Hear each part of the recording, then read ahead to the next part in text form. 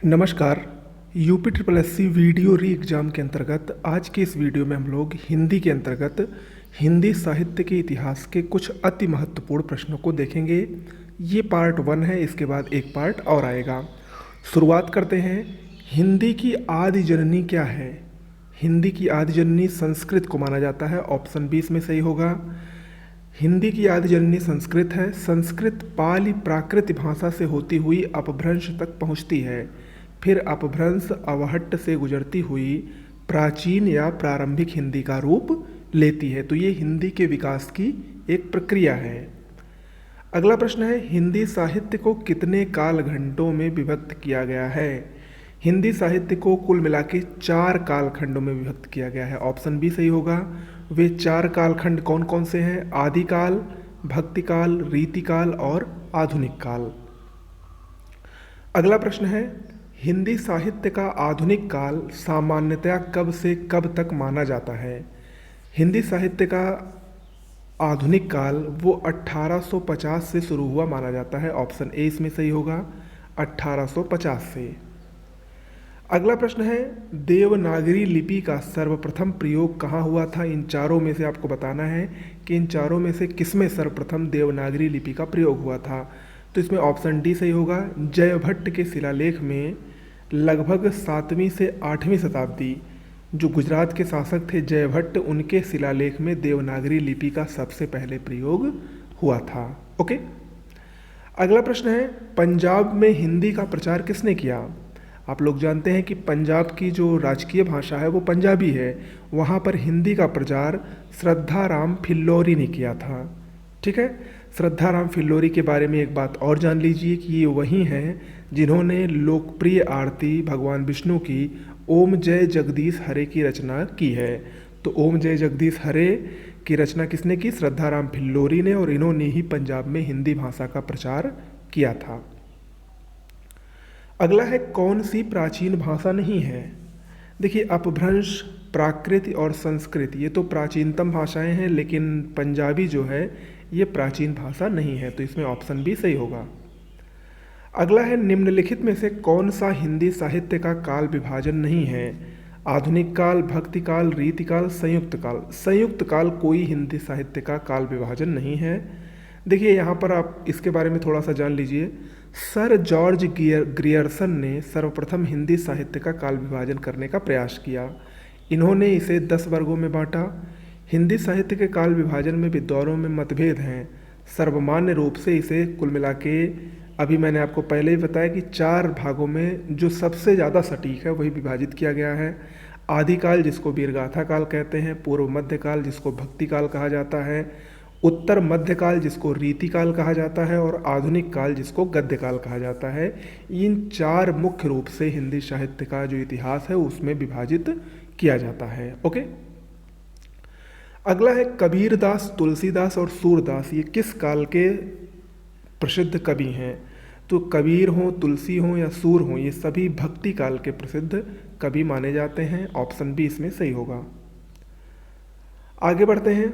मध्यकालीन भारतीय आर्य भाषा काल कब से कब तक है? मध्यकालीन भारतीय आर्य भाषा काल ये 500 ईसा पूर्व से 1000 ईस्वी तक माना जाता है। ठीक है, यानी 500 BC से लेकर 1000 AD तक ये माना जाता है। कौन? मध्यकालीन भारतीय आर्य भाषा काल। अगला प्रश्न है, सूरदास के गुरु कौन थे? इम्पॉर्टेंट है और आप सभी को पता होगा, वल्लभाचार्य ये सूरदास के गुरु थे। वल्लभाचार्य ने पुष्टि मार्ग की स्थापना की थी, और इनकी जो प्रमुख रचनाएं हैं वो हैं पूर्व मीमांसा भाष्य, गायत्री भाष्य, पत्रावलंबन और पुरुषोत्तम सहस्त्रनाम। ये इनकी प्रसिद्ध रचनाएं हैं। इसके अलावा वल्लभाचार्य ने शुद्धाद्वैतवाद की स्थापना भी की थी। ओके। आगे बढ़ते हैं। सूरसागर के रचयिता कौन है? सूरसागर सूरदास की बहुत ही प्रसिद्ध कृति है। भक्ति काल की सगुण मार्गी कृष्ण काव्यधारा के कवि सूरदास जी की कुछ प्रमुख रचनाएं सूरसागर, सूरसारावली और साहित्य लहरी हैं। अगला प्रश्न है, इनमें से कौन भक्तिकालीन कवि नहीं है?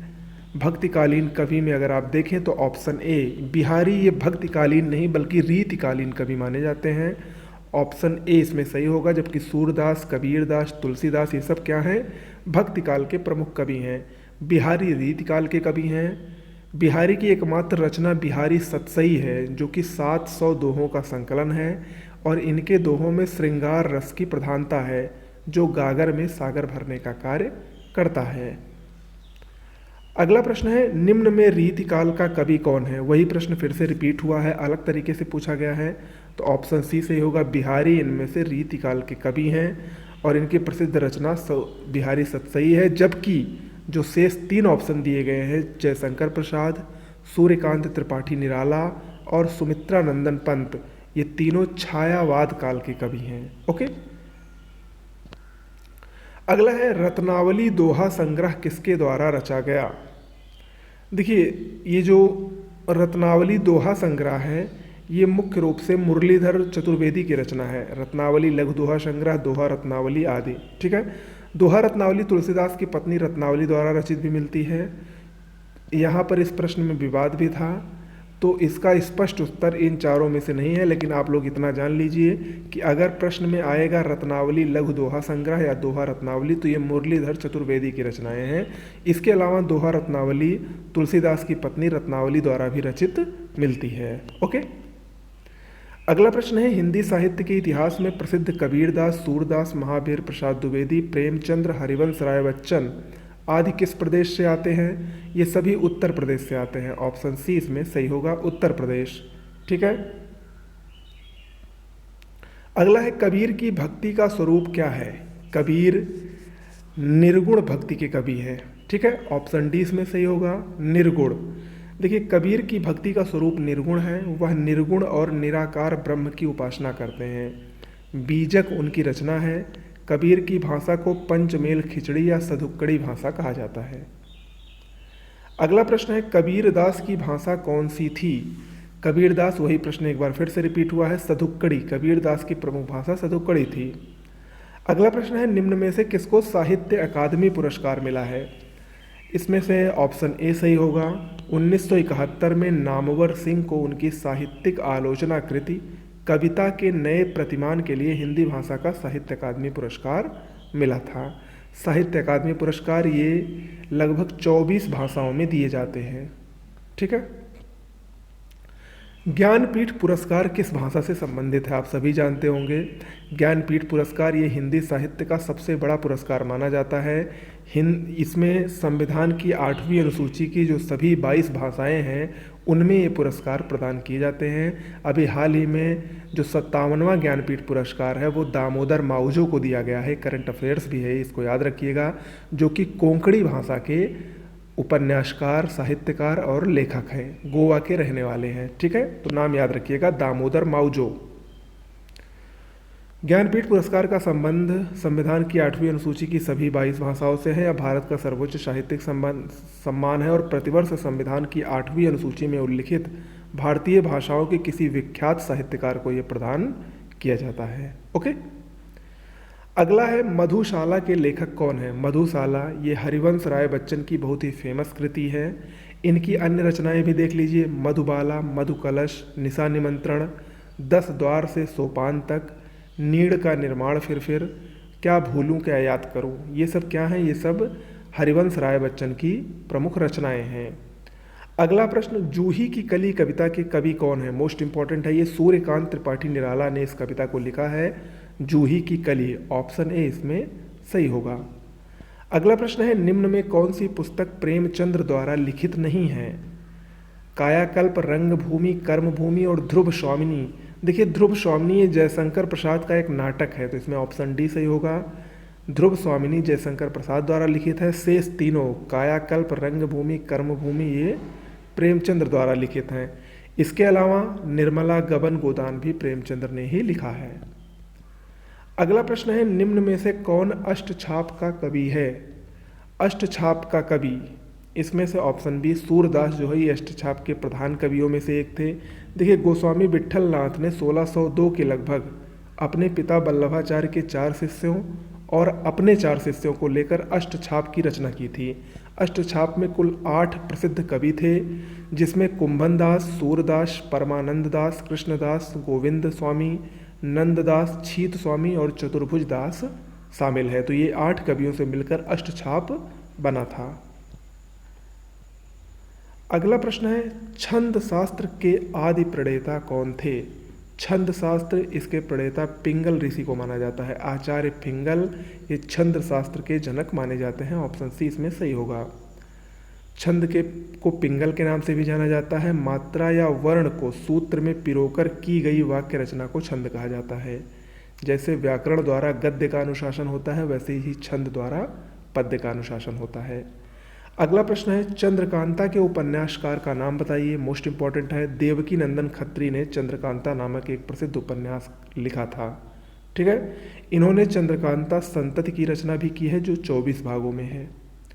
अगला प्रश्न है, सूरज का सातवां घोड़ा, इस रचना की विधा क्या है? सूरज का सातवां घोड़ा ये धर्मवीर भारती का उपन्यास है, जो 1952 में लिखा गया है। ठीक है, ये उपन्यास है। ऑप्शन सी इसमें सही होगा। ठीक है, धर्मवीर भारती के जो अन्य उपन्यास परीक्षा में बहुत पूछे जाते हैं वो हैं गुनाहों का देवता और 11 सपनों का देश। तो सूरज का सातवां घोड़ा, गुनाहों का देवता और 11 सपनों का देश, ये तीनों बहुत ही महत्वपूर्ण है। तीनों ही धर्मवीर भारती द्वारा लिखित हैं।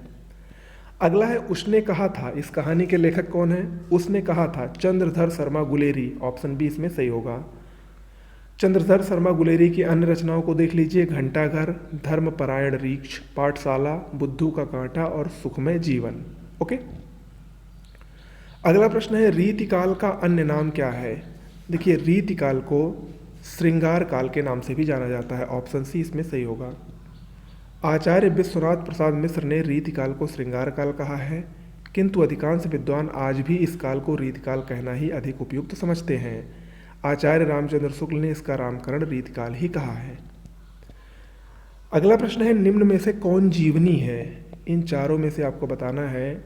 ये जो ऑप्शन सी है, आवारा मसीहा, जिसको विष्णु प्रभाकर ने लिखा है, ये एक जीवनी है। और किसकी जीवनी है? बांग्ला उपन्यासकार शरत चंद्र चटर्जी की ये जीवनी है। जबकि अतीत के चलचित्र महादेवी वर्मा का रेखा चित्र है। चिंतामणि आचार्य रामचंद्र शुक्ल का निबंध है। और नीड़ का निर्माण फिर यह हरिवंश राय बच्चन की आत्मकथा है। ओके, तो ये याद रखिएगा। अगला है, निम्नलिखित पत्रिकाओं में भारतेंदु हरिश्चंद्र ने कौन सी पत्रिका प्रकाशित की थी? ऑप्शन ए इसमें सही होगा। कवि वचन सुधा, ये भारतेंदु हरिश्चंद्र द्वारा प्रकाशित पत्रिका है। 1868 में इन्होंने इस पत्रिका को प्रकाशित किया था। 1873 में हरिश्चंद्र मैगजीन और फिर बाला बोधिनी नामक पत्रिकाएं भी इन्हीं के द्वारा निकाली गई थीं। तीनों पत्रिकाएं इंपॉर्टेंट हैं। वैष्णव भक्ति के प्रचार के लिए भारतेंदु हरिश्चंद्र ने तदीय समाज की स्थापना भी की थी। अगला प्रश्न है, आंचलिक रचनाएं किससे संबंधित होती हैं? आंचलिक रचनाएं ये क्षेत्र विशेष से संबंधित होती हैं। ऑप्शन बी इसमें सही है। देखिए, आंचलिक रचनाएं क्षेत्र विशेष से संबंधित होती हैं। इन रचनाओं में क्षेत्र विशेष की सामाजिक, आर्थिक, राजनीतिक और धार्मिक जीवन के साथ साथ बोली और संस्कृत आदि का वर्णन किया जाता है।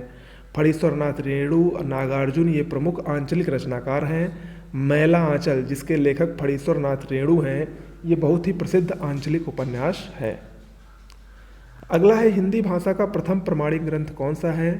तो हिंदी भाषा का प्रथम प्रमाणिक ग्रंथ पृथ्वीराज रासो को माना जाता है, जिसके लेखक हैं चंद बरदाई। अगला प्रश्न है, हिंदी का प्रथम मौलिक उपन्यास किसे कहा जाता है? हिंदी का प्रथम मौलिक उपन्यास परीक्षा गुरु को माना जाता है, जिसके लेखक हैं लाला श्रीनिवास दास। ओके, इसका प्रकाशन 1882 में हुआ था। जबकि आनंद मठ ये बंकिम चंद्र चटर्जी द्वारा लिखित है। गबन मुंशी प्रेमचंद्र का उपन्यास है और तितली जयशंकर प्रसाद का उपन्यास है। अगला प्रश्न है, नागरी प्रचारणी सभा की स्थापना किस युग में हुई थी? नागरी प्रचारणी सभा ये 1893 में इसकी स्थापना हुई थी, भारतेंदु युग में। ठीक है, याद रखिएगा। अगला प्रश्न है, महावीर प्रसाद द्विवेदी का जीवन काल क्या है? महावीर प्रसाद द्विवेदी 1864 से 1938 तक ये इनका जीवन काल है। महावीर प्रसाद द्विवेदी का जन्म 1864 में रायबरेली के दौलतपुर ग्राम में हुआ और मृत्यु इनकी 1938 में रायबरेली में ही हुई। हिंदी गद्य में एक रूपता लाने में महावीर प्रसाद द्विवेदी का महत्वपूर्ण योगदान रहा है। इन्होंने लेखकों का ध्यान हिंदी का प्रचार प्रसार और परिमार्जन करते हुए इसके अभावों को दूर करने की ओर आकृष्ट किया। सुधार पर बल दिए जाने के कारण द्विवेदी काल को जागरण सुधार का काल भी कहा जाता है। अगला प्रश्न है, मर्यादा और टुडे के संपादक कौन थे? मर्यादा और टुडे इन पत्रिकाओं के संपादक डॉक्टर संपूर्णानंद को माना जाता है।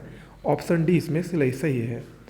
अगला प्रश्न है, पद्मिनी, चित्रिणी, संखिनी, हस्तिनी किसको संबोधित करते हैं?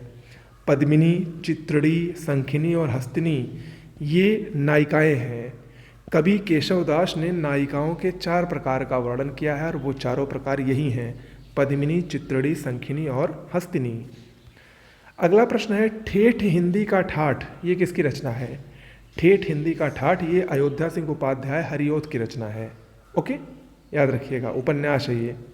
अगला प्रश्न है, महादेवी वर्मा को किस पुस्तक पर ज्ञानपीठ पुरस्कार मिला था? महादेवी वर्मा को उनकी कृति यामा के लिए, एक काव्य संकलन है, इसके लिए इनको भारत का सर्वोच्च साहित्यिक सम्मान ज्ञानपीठ पुरस्कार प्रदान किया गया था। महादेवी वर्मा की अन्य रचनाएं नीरजा, रश्मि, निहार और स्मृति की रेखाएं प्रमुख हैं। ओके, तो आज के लिए इतना ही करते हैं। कुल 40 प्रश्न था इसमें, जो कि परीक्षा में बार बार पूछा गया है और पूछने की संभावना लगातार इसकी बनी हुई है। ओके, तो मिलते हैं कल एक नए वीडियो के साथ। नमस्कार।